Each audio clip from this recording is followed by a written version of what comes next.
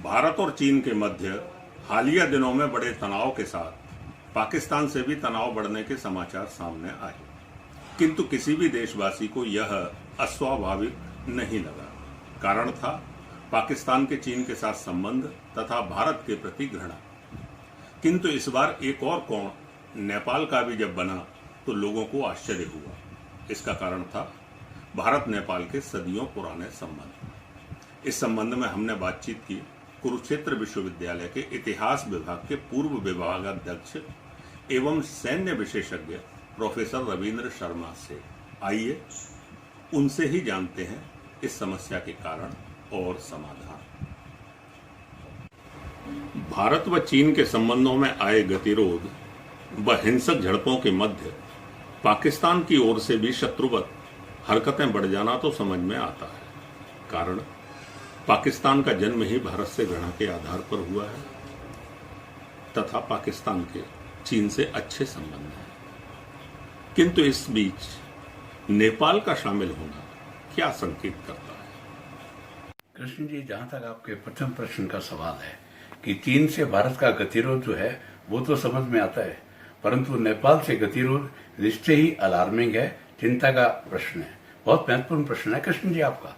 इस संदर्भ में मेरा ये निजी विचार है कि वास्तव में इसके लिए हमें भविष्य की जगह भूतकाल में सोचना पड़ेगा। हम प्रारंभ से ही देखें, नेपाल से सदा सर्वदा से हमारे बहुत अच्छे संबंध रहे, सांस्कृतिक, धार्मिक, सामाजिक, आर्थिक, हर रूप में नेपाल हमारे शरीर और आत्मा की तरह संबंध रहे हैं। परंतु हमारी तात्कालिक सरकार ने आजादी के समय से ही इसकी उपेक्षा की है। आजादी के समय से ही नेपाल भारत में सम्मिलित होने का इच्छुक था। नेपाल के प्रथम महाराजा त्रिभुवन वीर विक्रम देव शाह ने पंडित जवाहरलाल नेहरू, जो भारत के प्रथम प्रधानमंत्री थे, उनसे कई बार प्रार्थना की, रिक्वेस्ट की कि वो उन्हें भारत में सम्मिलित कर लिया जाए, उन्हें भारत में सम्मिलित होने की अनुमति प्रदान की जाए। परंतु निजी कारणों से नेहरू जी ने कभी भी इस ओर ध्यान नहीं दिया। पता नहीं उनके मंतव्य क्या था, उनके मन में क्या था। सरदार पटेल, जो तात्कालिक भारत के गृह मंत्री थे, वे भी चाहते थे कि भारत की समस्त रियासतों के साथ साथ इस मसले का भी हल निकाला जाए, परंतु नेहरू जी ने स्पष्ट मना कर दिया, नहीं, वो इच्छुक नहीं है। 1954 तक, 1951 से लेकर 1954 तक नेपाल के महाराजा त्रिभुवन ने बहुत बार प्रयास किए, पर नेहरू जी ने मना कर दिया। और तो और रूस ने यूएनओ के अंदर 2 बार इस बात का समर्थन किया, ये उसकी प्रोसीडिंग्स में भी देखा जा सकता है कि नेपाल भारत का अभिन्न अंग है। परंतु नेहरू जी तो चीन की अपीजमेंट की पॉलिसी अपना रहे थे, इसलिए उन्होंने हमेशा इसका मना किया, जिसका खामियाजा हमें भुगतना पड़ा। कालक्रम के अंदर जब राजीव गांधी और उनकी धर्मपत्नी सोनिया गांधी जी ने जब वहां पर नेपाल की यात्रा की, उन्होंने भी अनायास ही कुछ ऐसे कार्य किए जिससे नेपाल ने अपने आप को ऑफेंड फील किया और उसके अंदर आग में घी पड़ता चला गया। हमने कभी भी इस बात का ध्यान नहीं रखा कि वामपंथी प्रभाव वहां पर बढ़ता जा रहा है, उनका झुकाव चीन की तरफ है। हम हमेशा इसकी उपेक्षा करते रहे और उसी का खामियाजा हमें भुगतना पड़ा। किंतु नेपाल से तो हमारे सदियों पुराने रोटी बेटी के संबंध रहे हैं। दोनों के मध्य सदियों से ही बिना पासपोर्ट आदि के आवागमन होता रहा है, दोनों की खुली सीमाएं रही हैं। फिर ऐसा क्या हुआ जो नेपाल भी आंखें दिखाने लगा? कहां से आरंभ हुआ यह गतिरोध? जहां तक आपके दूसरे प्रश्न का सवाल है, मैं उस संदर्भ में ये कहना चाहता हूं कि हम यदि कालक्रम में देखें और उसकी ये करें कि नेपाल से तो हमारा सदियों से बहुत अच्छा संबंध रहेगा। पाकिस्तान से हमारे अक्सर कई बार 3 युद्ध हुए, परंतु नेपाल की अर्थव्यवस्था का एक बड़ा भाग भारत में नौकरी कर रहे नागरिकों की होने वाली आय से जाता है। ऐसे समय में इस विवाद से वहां प्रभाव पड़ना स्वाभाविक था। फिर भी ऐसा क्यों हुआ? इसका एकमात्र कारण ये है कि कभी भी भारत ने इस ओर प्रयास नहीं किए। नेपाल एक आत्मा की तरह भारत के साथ रहा। हम प्रारंभ से ये पाते हैं कि जब जब भारत और नेपाल के गांव के अंदर, भारत और नेपाल की सीमा के अंदर कभी भी गतिरोध नहीं आया। ऐसे बहुत सारे गांव हैं, मैं सिर्फ 2 का ही उदाहरण देना चाहूंगा। एक सिवान और दूसरा धारचूला। जो आधा गांव भारत में है, आधा नेपाल के अंदर है, परंतु वहां के निवासियों में कहीं भी कभी भी किसी भी तरह की मनमुटाव नहीं देखने में आया। भारत की जो रक्षात्मक सामरिक नीति है, इसके बल पर वह इससे कैसे निपटेगा?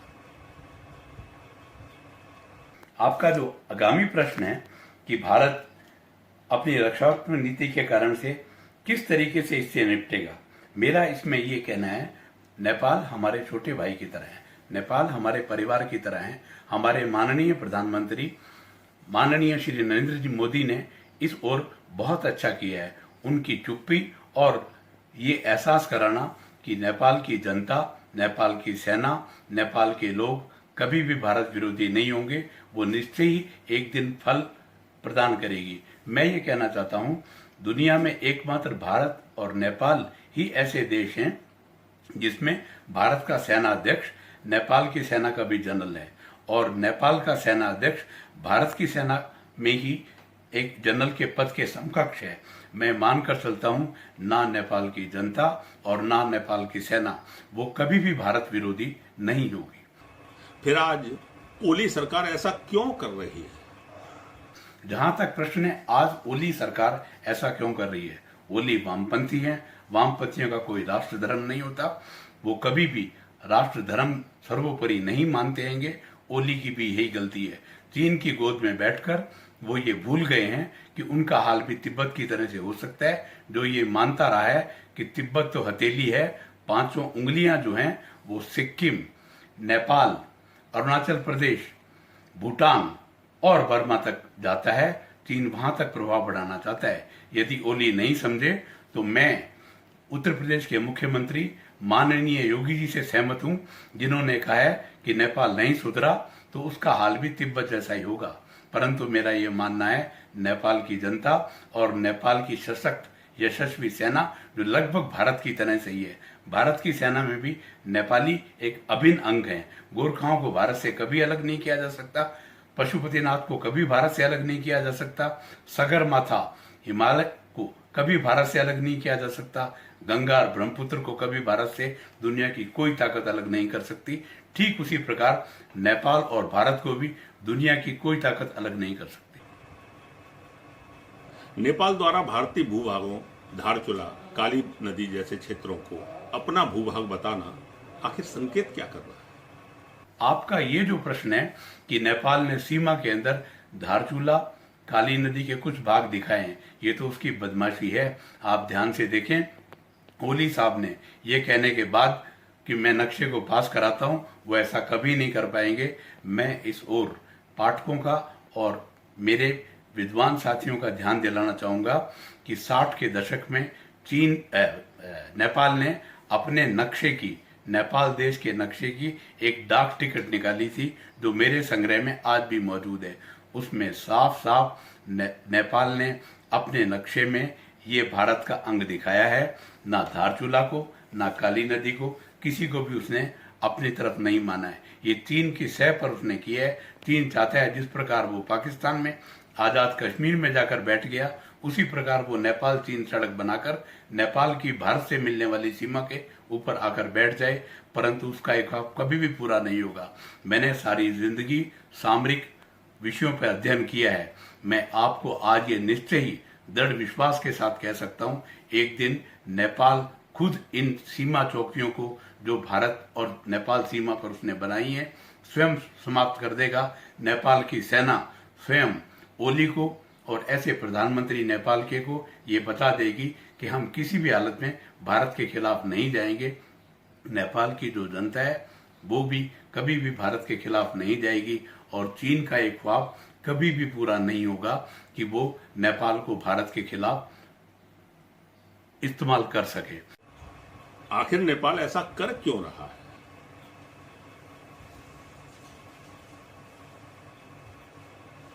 मान लीजिए यह त्रिकोण बना रहता है तो इस त्रिकोण से भारत कैसे निपटेगा?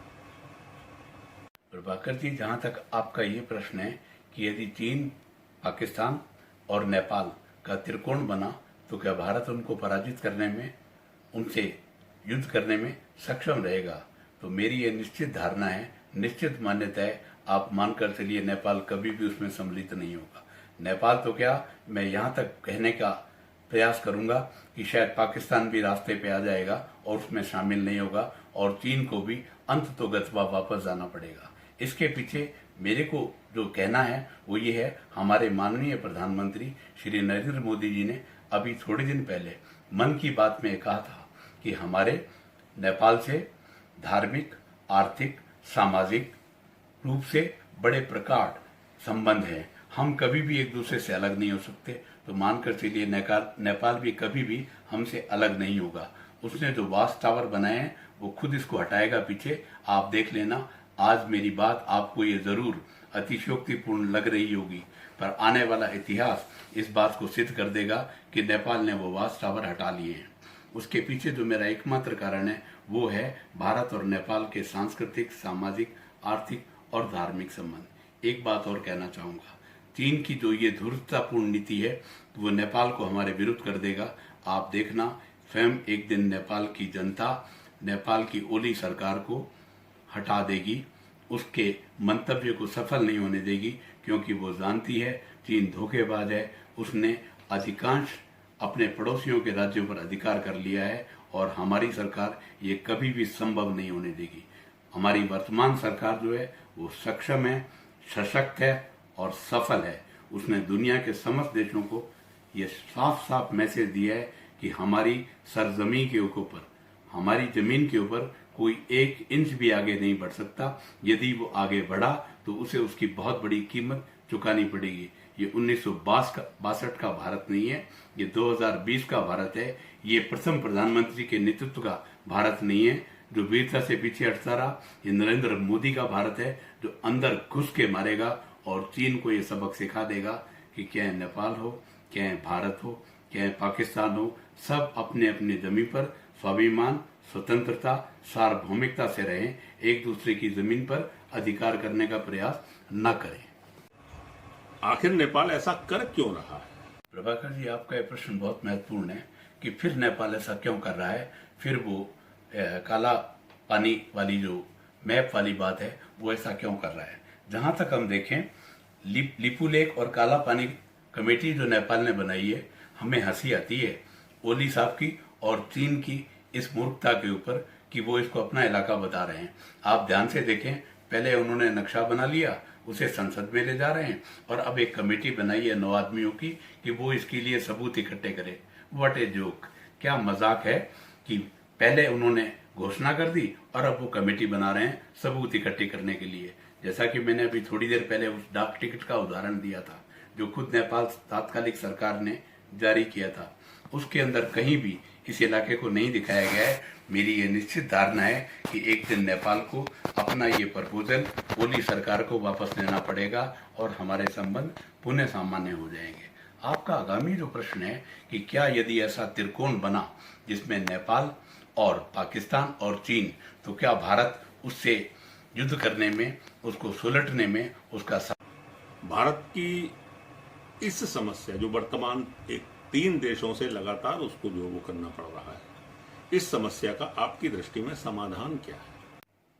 आपका जो ये प्रश्न है सामरिक नीतियों के बारे में, नेपाल को एक दिन इस बात का एहसास हो जाएगा कि चीन विस्तारवादी है।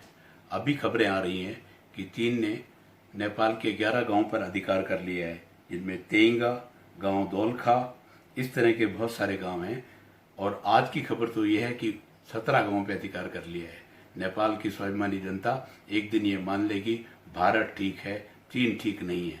उसे अपनी यदि जमीन की रक्षा करनी है, उसे यदि तिब्बत नहीं बनना है, तो उसे भारत के साथ आना ही पड़ेगा और वो खुद चीन को परित्याग कर देगा। चीनी नीतियों का, विस्तारवादी साम्राज्यवादी चीन का वो खुद विरोध करने लग जाएगा। वो दिन ज्यादा दूर नहीं है। भारत की सामरिक नीति का जहां तक सवाल है, हमने ये हमारे पड़ोसियों को और विशेषकर विश्व को ये बता दिया है कि भारत वो भारत नहीं है। अब भारत घर में घुस के मारता है।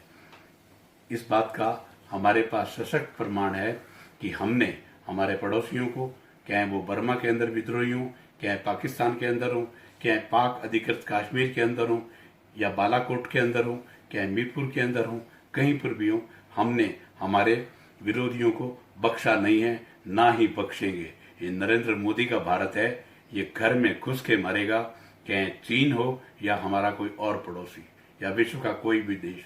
यदि वो हमारे स्वाभिमान की रक्षा करेगा, हम भी उनको कुछ नहीं करेंगे। भारत कभी भी साम्राज्यवादी नहीं रहा, आक्रांता नहीं रहा। मैं अंत में ये कहना चाहूंगा कि माननीय नरेंद्र मोदी जी की इस बात को ध्यान रखना चाहिए। हम ना आंख झुकाकर बात करेंगे, ना आंख दिखाकर बात करेंगे, आंख में आंख डाल के बात करेंगे।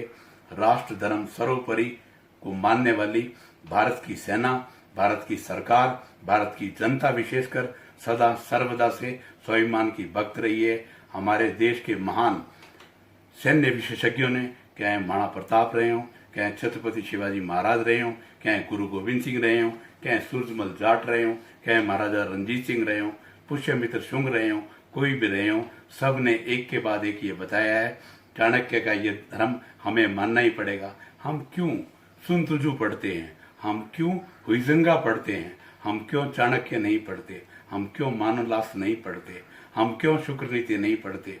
अब वक्त आ गया है, हमें हमारी परंपराओं की ओर, संस्कृति की ओर, संस्कृति की ओर लौटना पड़ेगा। अपनी धरोहर को पहचानना पड़ेगा, अपने आप को पहचानना पड़ेगा, तभी हम विश्व में सर्वश्रेष्ठ बन पाएंगे, और हम बनने जा रहे हैं, इसमें कोई भी शक नहीं है। ये नेपाल की समस्या तो साधारण सी है, वो हमारा एक भाग्य है, हमारा भाग है, हमारा छोटा भाई है। ये समस्या भी बहुत जल्दी समाप्त हो जाएगी और नेपाल ये महसूस कर लेगा कि नहीं, हम भारतीय के भाई हैं, नेपाली हमारे भाई हैं, हमेशा थे, हमेशा हैं और हमेशा रहेंगे।